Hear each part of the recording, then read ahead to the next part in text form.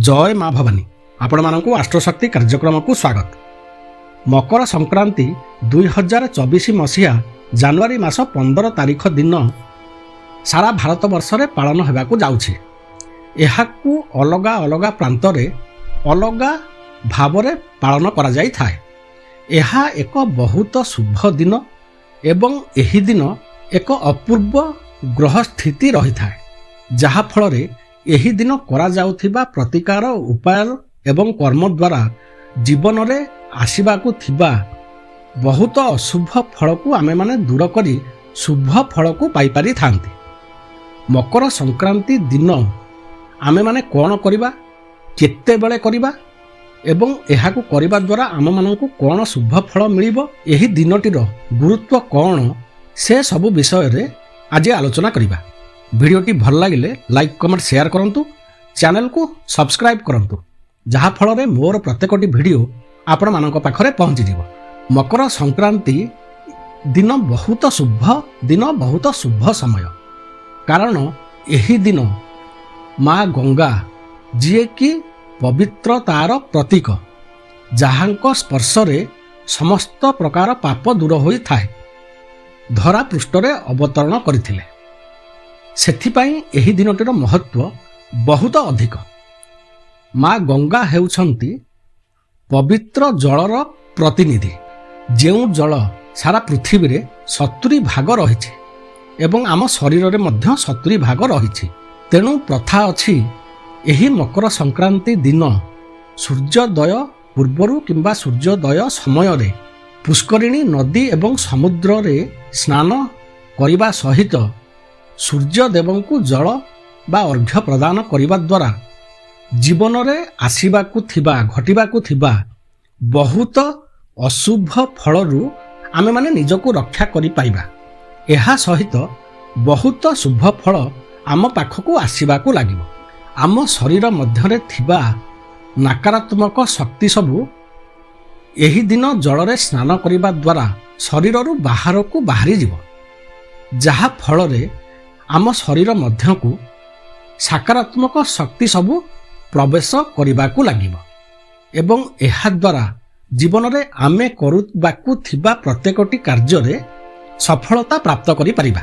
यही मकर संक्रांति दिन रवि महाग्रह धर्मर मालिक शनि महाग्रहंकर राशि मकर राशि रे अवस्थान करिवे।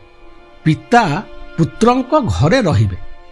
सेथिपाई यह एक बहुत शुभ समय एवं धर्मर समय। यही दिन ठारू उत्तरायण गति रे रवि महाग्रह चलन करिवे।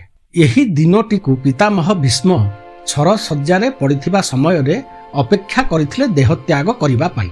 यही दिन बा यही उत्तरायण समय रे देह त्याग कले जीवन रे यही जन्म चक्ररू मुक्ति मिली थाए, मोक्ष मिली थाए। प्रभु श्रीकृष्ण गीतारे कहिछंती मकर संक्रांति दिन प्रातः समय रे जिए पुष्करिणी नदी किंबा समुद्र रे स्नान करी सूर्यदेव को अर्घ्य प्रदान करिबो से ता जीवन चक्ररू मुक्ति पाइबो, मोक्ष ताकू प्राप्त हेबो। सेथिपाई एही दिनटी को आमे माने खाली रे जीवाकू देबा उचित नुहे।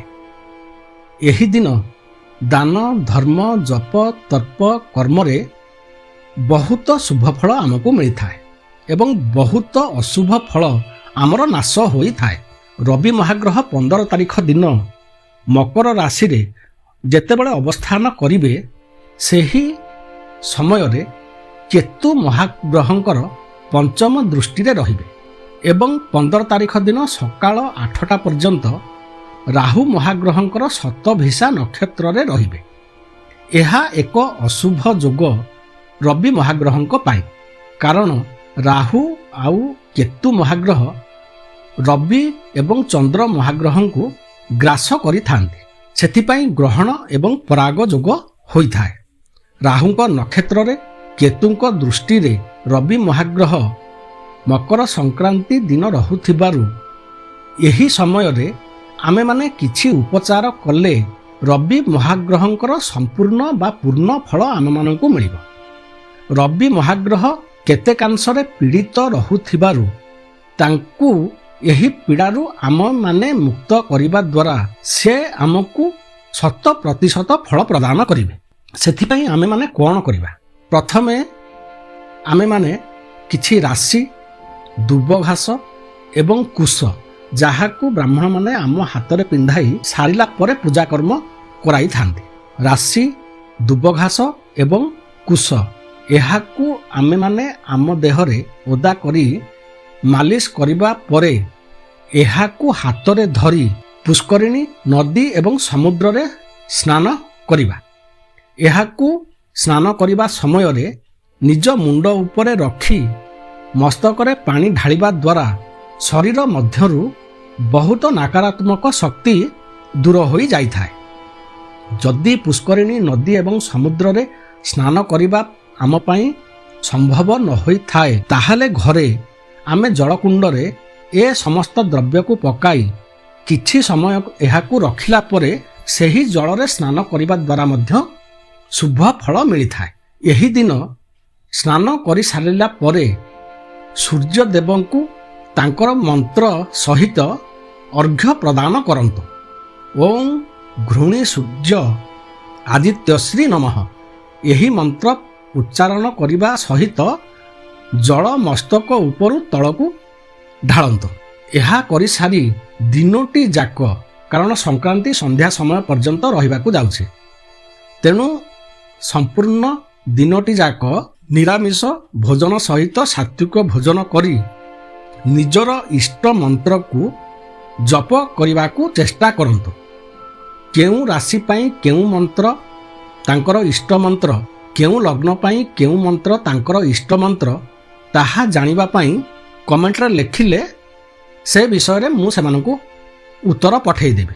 ମକର ସଂକ୍ରାନ୍ତିକୁ ଖାଲିରେ ଯିବାକୁ ଦିଅନ୍ତୁ ନାହିଁ। ପ୍ରାତଃ ସମୟରେ ସ୍ନାନ କରନ୍ତୁ, ସୂର୍ଯ୍ୟଙ୍କୁ ଅର୍ଘ୍ୟ ପ୍ରଦାନ କରନ୍ତୁ ଏବଂ ନିଜର ଇଷ୍ଟ ମନ୍ତ୍ରକୁ ଜପ କରନ୍ତୁ। ଦେଖିବେ ଜୀବନରେ ବହୁତ ଅଶୁଭ ଫଳ ଆପଣମାନଙ୍କ ପାଖରୁ ଚାଲିଯିବ।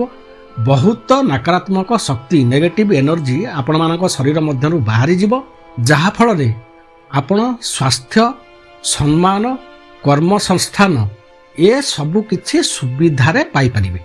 ଭିଡ଼ିଓଟି ଭଲ ଲାଗିଲେ ଲାଇକ୍, କମେଣ୍ଟ, ସେୟାର କରନ୍ତୁ। ଚ୍ୟାନେଲକୁ ସବସ୍କ୍ରାଇବ୍ କରନ୍ତୁ, ଯାହାଫଳରେ ମୋର ପ୍ରତ୍ୟେକଟି ଭିଡ଼ିଓ ଆପଣମାନଙ୍କ ପାଖରେ ପହଞ୍ଚିଯିବ। ନମସ୍କାର।